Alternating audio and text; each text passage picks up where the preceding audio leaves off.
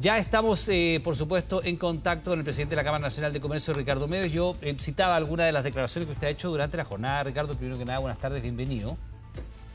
Muy buenas tardes, Iván, un gusto saludarte. Igualmente, y usted da cuenta de que se habían cumplido los peores vaticinios de la Cámara en términos de que lamentablemente imperó nuevamente la delincuencia en este 18 de octubre y ustedes decían no ha habido manifestaciones, ha habido delincuencia. Su percepción a propósito de lo que ocurrió recién en San Bernardo, de lo que está ocurriendo en realidad. Perdón, en Puente Alto. Sí, bueno, tú lo decías muy bien, Iván, esto claramente no hay ninguna manifestación. Pero es que hace rato también que no hay ninguna manifestación. Cuando vemos que los días viernes se siguen en algunas zonas ceros del país, ¿no es cierto?, juntando gente por nada y delinquiendo sin ningún... sin que haya ninguna manifestación de una reivindicación eventualmente. No, aquí es delincuencia pura. Hay organizaciones detrás. Lo que nosotros planteamos el día jueves pasado a las autoridades era que estamos tremendamente preocupados por lo que se venía por delante. Los locatarios también manifestaron su preocupación y debo decir lamentablemente y repetir lo que tú señalabas, se cumplieron nuestros peores pronósticos porque el comercio nuevamente fue vandalizado, están los números, las cifras ahí de los supermercados que así ocurrió y claramente también en la zona cero aquí en la región metropolitana también los locatarios fueron vandalizados. Entonces claramente y lamentablemente estamos normalizando de alguna manera estos días que son emblemáticos y se está de alguna manera viendo que estos saqueos, estos vandalismos, ¿no es cierto?, ya pasan a ser parte de nuestra vida cotidiana, lo que es terrible. Es del terror, literalmente del terror para muchos locatarios. Ricardo, dos preguntas, porque he escuchado mucho la frase hay que dejar de romantizar la violencia. Tengo la impresión de que las autoridades, al menos, salvo casos muy puntuales, no están romantizando hoy día la violencia, al margen de que en el pasado, en otros puestos, en otros cargos, hayan tenido una mirada un poco más laxa sobre estos hechos. Hoy día me parece que ha habido condenas sobre esto, tengo la impresión. Y lo otro... ¿Quién está normalizando esta situación? ¿Usted ve que hay una normalización desde el punto de vista de las autoridades, de las instituciones o sencillamente de la gente que tiene la disposición de ir y vandalizar un local? ¿A dónde apunta? Yo creo, Iván, lo primero es decir que efectivamente vemos y podemos decir de un tiempo a esta parte un cambio en las autoridades. Hoy día en la mañana nos reunimos nosotros con el subsecretario del Interior y claramente, ¿no es cierto?, vemos una preocupación de la autoridad en materia de seguridad, sin lugar a dudas. Pero aquí hay cosas que también llaman mucho la atención, como por ejemplo, desde el municipio de Santiago le mandaron información a los locatarios el día viernes o el día sábado, ¿no es cierto?, que cerráramos los locales. A eso es lo que yo digo, no nos normalicemos, ¿no es cierto?, un proceso de violencia diciendo, ok, como va a haber violencia, entonces lo mejor es cerrar, no venimos a trabajar, nos quedamos en la casa. Eso es lo que no podemos tolerar. Ahí hay una situación, disculpe, que es una suerte de disyuntiva, porque efectivamente, y se ha cuestionado bastante este hecho de adelantar el horario peak del transporte público, hacer un llamado a salir más temprano de los trabajos para volver a las casas, como rindiéndose ante la evidencia de que iba a haber una jornada agitada. Por otra parte, si el Ejecutivo no hubiera tomado medidas preventivas y la gente hubiera tenido que trabajar la jornada laboral normal y hubiéramos tenido un atochamiento de personas intentando volver a sus hogares en medio de las barricadas, en medio de los saqueos, habría a lo mejor personas heridas hoy día y se habría criticado al gobierno por no hacer nada. Es una disyuntiva compleja. Palos porque hace algo y dice, bueno, adelantemos el regreso, y palos si es que no lo hace porque habríamos visto situaciones más complejas probablemente. Sin duda, Iván, y la autoridad evidentemente tiene la responsabilidad de permitir que las personas vuelvan a su domicilio después de una jornada de trabajo. Y yo dije también que me parecía que era bien que se hiciera en función de la seguridad de los trabajadores. Pero, de nuevo, entonces, ese llamado, pongamos más recursos, ¿no es cierto?, a la movilización pública durante todo el día para que los trabajadores efectivamente puedan volver todos los días del año, ¿no es cierto?, a sus domicilios con tranquilidad y con seguridad. Conversaba el otro día con algunos trabajadores y ellos me decían, por ejemplo, que de Santiago a Peñaflor creo que la última micro que sale es a las 9 de la noche. Y no tiene que ver con el 18 de octubre, y tiene que ver con los actos delictuales que ya se han hecho lamentablemente parte de nuestra vida cotidiana. Entonces, yo digo, si empezamos a normalizar, si decimos, mira, ok, vamos a bajar los umbrales para que el transporte público pueda, por seguridad, llevar a los trabajadores a sus hogares, perfecto. Pero el concepto es más de fondo, Iván. Entonces, digo, si hoy día, el 18 de octubre, antes, el 11 de septiembre, antes, el día del joven combatiente, todos estos días ya vamos a ver que entonces, bueno, nos vamos a la casa más temprano porque hay que cerrar los comercios y eso significa un detrimento a las personas, a la fuerza laboral, a los ingresos que tiene nuestro sector. Y esa es nuestra preocupación cuando hablamos de que se empieza a normalizar estas fechas, ¿no es cierto?, que se transforman en actos delictuales y vandalismo. Ricardo, usted como dirigente gremial se reunieron junto a otras ramas con el subsecretario Monsalve, lo decía. El subsecretario hizo un punto de prensa temprano en la mañana junto a la delegada presidencial. Hay un balance que si uno escucha a la autoridad, nosotros estábamos en la mañana en la radio y escuchamos en directo esto, y es un balance en términos generales positivo. De hecho, señala la autoridad, hubo 48 saqueos el año anterior y este año 15. Bueno, agreguémosle 16, si usted quiere. Esto constituye, decía el subsecretario Monsalve, una disminución del 68% de los eventos de esta gravedad que nos parece importante destacar. Un avance, es decir, en relación a la cantidad de saqueos que ocurrió el año anterior versus este año. También señala que no hubo ninguna persona fallecida, cuestión que ha ocurrido lamentablemente en el pasado. 2 personas fallecidas el año pasado. Y así las cifras. Es muy lamentable lo que está ocurriendo, pero no ha habido efectivamente un descenso en los niveles de violencia. Se lo pregunto porque ya los viernes no es tan usual que todos los viernes haya manifestaciones. Siempre va a ser condenable que haya saqueos, barricadas. Yo no estoy diciendo que eso no sea condenable, es totalmente condenable, pero en rigor no hay menos violencia, por ejemplo, que el año pasado y el anterior y el mismo 2019. Sí, efectivamente tiene razón y los números lo avalan. Pero ahí está, Iván, el hecho de que no debiera haber ninguno. Por supuesto. Por favor. Sí. En el mundo ideal no debería haber ninguno. Estoy de acuerdo. Es que tenemos que entonces ir a normalizar lo que es normal, que no debiera haber vandalismo, que no debieran haber saqueos supermercados, que el subsecretario no debiera estar dando cuenta al país de que hubieron menos delitos. A eso es lo que nos referimos en la normalización de esta situación. Entonces ya nos empezamos a acostumbrar a que el subsecretario diga cada vez que hay estos días, ¿no es cierto?, emblemáticos, pues sí, efectivamente, y está bien que así sea porque hay gestión detrás y se nota que el gobierno está preocupado del tema, lo decía yo hace un rato atrás. Entonces, pero cuando empezamos a validar que toda vez que hay un día de estos que se conmemoran, ¿no es cierto?, bien, bajaron los delitos, bajaron, y menos mal, Iván, que no hubo ningún fallecido. Perdón, Ricardo, déjeme hacer una pregunta sobre lo que usted acaba de decir. Dice usted validar. ¿Quién valida esto? Porque me parece que la condena ha sido bien transversal, me parece. Salvo el alcalde Jadwe, que tampoco ha validado esto. El alcalde Jadwe lo que ha criticado es lo que él considera que ha habido represión policial, que ya es otro tema. Pero ¿quién valida, quién está validando esta situación? Porque usted dice, no hay que validar esto. ¿Quién lo valida? Cuando como sociedad esperamos el día siguiente a uno de estos días emblemáticos, Iván, para ver cuál es el resultado, de alguna manera nos estamos acostumbrando a esta situación y por lo tanto estamos como sociedad validando que algo va a pasar. Eso no puede ser. Eso me refiero a que no podemos validar estos actos. Entonces, insisto, la autoridad central está haciendo el trabajo, lo veíamos, las cifras son elocuentes y yo me alegro por eso. Pero entiéndame, por favor, que como sociedad, sí, si nos acostumbramos a recibir la información al día siguiente de estos eventos, tenemos un problema profundamente grave para mi gusto. Ricardo, yo me imagino que usted ha visto el registro, que nosotros lo estábamos mostrando mientras conversamos con usted, estamos en la pantalla dividida en 3, ¿no? Está usted, estoy yo y al otro lado está el saqueo. Usted ha visto la imagen, me imagino, que ocurrió hace algunas horas nada más, pero ha visto el registro, ¿no? ¿Qué hay detrás de esto, cree usted? ¿Qué es lo que hay detrás de esto? Porque efectivamente la ministra Toá en más de una oportunidad ha hablado de crimen organizado para describir distintos hechos. El tema de las encerronas, ella estima que hay crimen organizado. En el tema de los robos de celulares, estima que hay crimen organizado. Lo ha dicho en entrevista, nos tocó entrevistarla en Estado Nacional. En el tema de los liceos emblemáticos, los famosos overoles blancos, también estima que hay crimen organizado. Y detrás de esto también se ha señalado un poco lo mismo.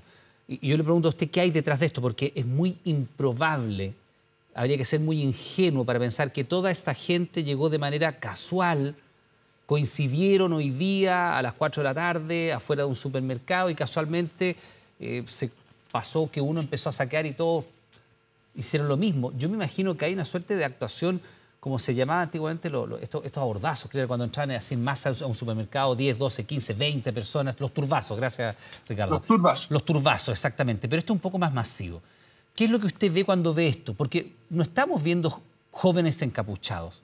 Yo veo allí señoras, mamás con niños, adultos, jóvenes, probablemente, no quiero prejuiciar, pero probablemente personas que incluso puedan vivir en las inmediaciones.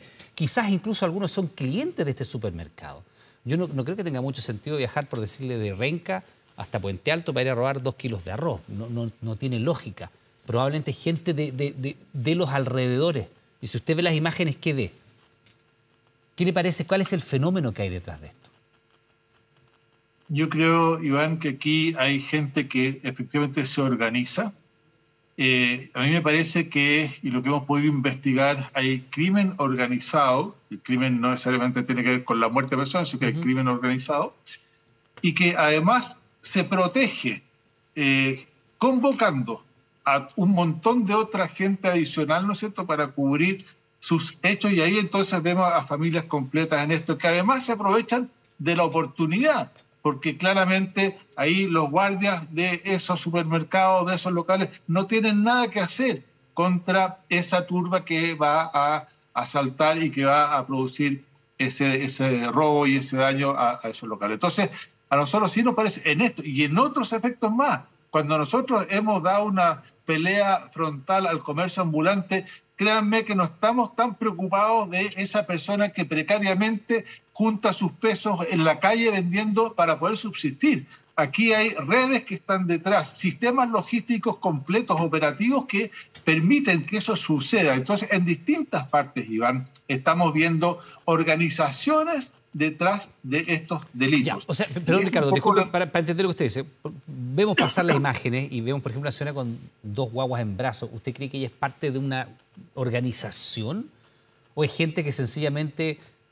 mire, a lo mejor el dicho antiguo, ¿no? La oportunidad, como es la ocasión hace el ladrón. Porque efectivamente una persona con 2 guaguas que va a pertenecer a una organización criminal para ir a robar, le insisto, va con un par de cosas en la mano. O sea, no veo el gran lucro, sí el daño y quizás la oportunidad. Masivamente se produce un gran daño, pero una persona que saca no tengo idea. Vean la imagen, ahí va una señora con una niñita. Acá va una señora con una niñita y un carro probablemente de ella, qué sé yo, 30.000 pesos en mercadería. Ese señor con bicicleta, pasa una mujer con 2 guaguas en brazo. Usted está viendo las imágenes. Fíjese, ahí pasa una señora con 2 cajas de leche. Me cuesta creer que esto sea crimen organizado, ¿me entiende? Porque el crimen organizado debería ser bandas que buscan el lucro, no tengo idea. No es a lo mejor una organización distinta, gente que vía WhatsApp se organiza para ir a saquear y empiezan, oiga, vecinos, no tengo idea, el Albi de anoche está sin guardia, por decirle algo. Y se juntan y entran, como turba.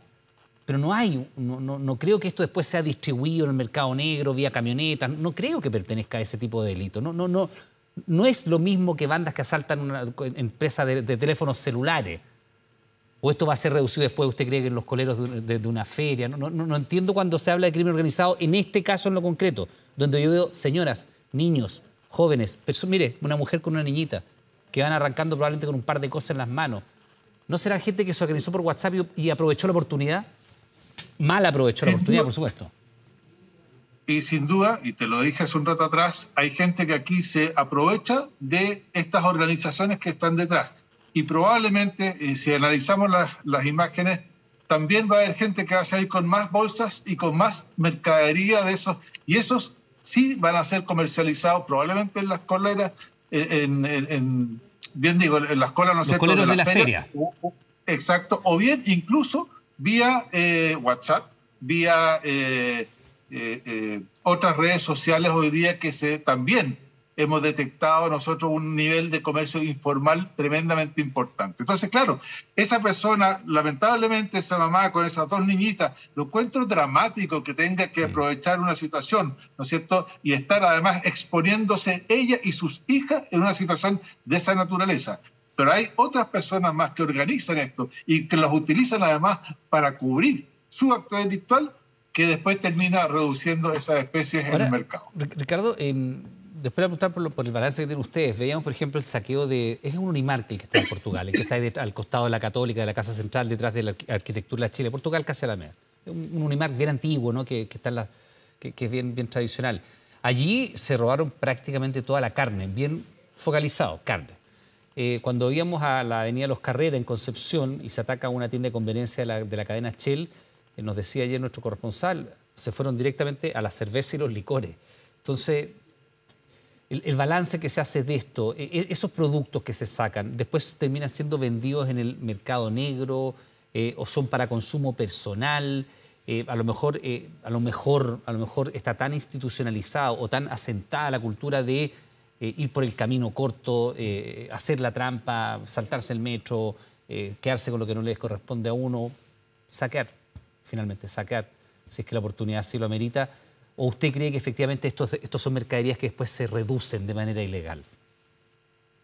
Insisto en el punto. Yo creo que aquí hay gente que se aprovecha de la oportunidad y hay gente también que utiliza a esas otras personas que son parte de la turba para comercializar posteriormente el producto que están robando. Hay de todo.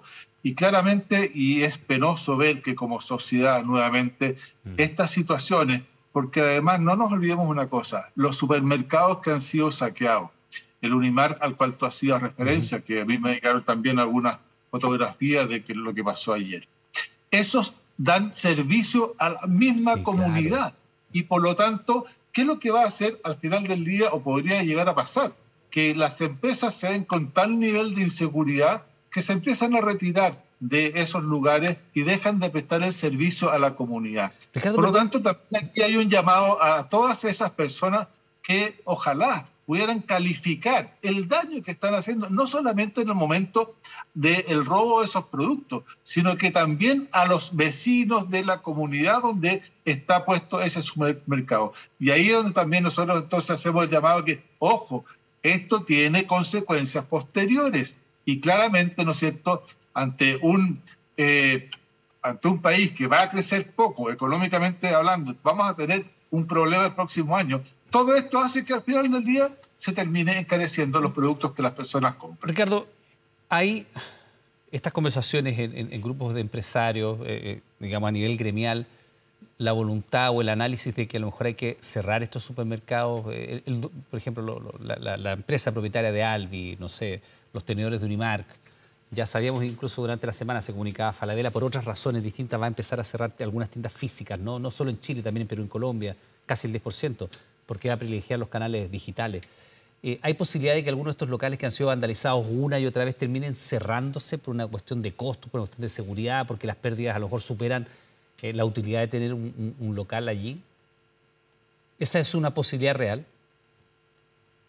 Está dentro de los análisis, Iván, que un empresario hace, es el nivel de inseguridad o seguridad que tienen los países y que tienen determinadas ciudades y que tienen determinados barrios. Por lo tanto, si en un barrio yo no voy a tener la tranquilidad de que los trabajadores, los consumidores, tengan acceso seguro a esos locales, probablemente se terminen cerrando. ¿Y puede ocurrir en este caso lo concreto? Perdón, creo que no es el momento, ¿no es cierto?, en que se esté haciendo este análisis, pero es algo que es permanente. Entonces, en algún minuto a la ex ministra del Interior se le planteó previo al 4 de septiembre, justamente porque manifestamos también nuestra preocupación por lo que podía pasar en esa fecha. Pero claramente hoy día no es algo que esté arriba de la mesa hasta donde yo puedo señalar, sin embargo es algo que se analiza permanentemente porque el tema de seguridad es el tema más relevante, creo yo, para determinar una inversión, ya sea en un barrio, en una ciudad o en el país. Ricardo, antes que se nos vaya el tiempo, estamos muy contra el tiempo, pero me gustaría saber si usted tiene un balance desde el punto de vista de las pérdidas que significa una jornada como ayer para el comercio, desde el punto de vista de los robos, de los saqueos, de la pérdida de mercadería, de los días que se pierde trabajar, del día que tiene que estar cerrado limpiándose una sala de ventas que fue vandalizada, de los vidrios que hay que reparar, la heladera que se rompió, los guardias que a lo mejor dejan de trabajar porque tienen que ir a atenderse las lesiones, en fin. ¿Hay un balance de cuánto le cuesta al comercio esto? No todavía, Iván, tenemos el balance de lo que pasó, de las locales que fueron vandalizados, y ahí entonces hay que empezar ya a hacer la cuenta de cuáles son las pérdidas y lo que tú señalabas, ¿no es cierto? Pero así estimativamente, ¿son decenas de millones de dólares, son cientos de millones de dólares, o es mucho pensar en algo de ese volumen? Yo creo que en esta oportunidad son algunos millones de dólares, pero no me atrevería a cuantificarlo todavía porque no tengo toda la información. Pero lo que hay detrás de esto, Iván, es un tema país, es un tema de seguridad, y hay personas que están detrás de esto también. Y por supuesto ahí hay que depositar la confianza en que se logre la persecución penal de esto. Hay 2 detenidos solamente en este caso en lo concreto. Vamos a ver si es que si hubiera, por ejemplo, una comunicación vía WhatsApp. Ahí hay que revisar si es que hay coordinación de esa naturaleza. Ricardo Meves, presidente de la Cámara Nacional de Comercio. Un segundo, sí, por favor, que dijiste algo tremendamente importante. Aquí el rol de los fiscales y el rol de la justicia es relevante para poder capturar a los delincuentes y que realmente paguen sus condenas. Y ya está bueno de que hay gente que ha sido detenida 15, 20, 30 veces y sale libre y no tiene ningún castigo. Bueno, no solo eso, perdón, ya que usted hace el punto. Hay adultos que están llevando niños en este saqueo. Ahí hay una vulneración de derechos de niños. Ojo con eso también, que es un tema que podría ser relevante desde el punto de vista de la investigación. Ricardo Meves, nada. Muchas externalidades las que están dando vuelta, Iván. Muchas gracias. Muchas gracias a usted, que esté muy bien. Ricardo Meves, presidente de la Cámara Nacional de Comercio. Buenas tardes, muy amable. Buenas tardes.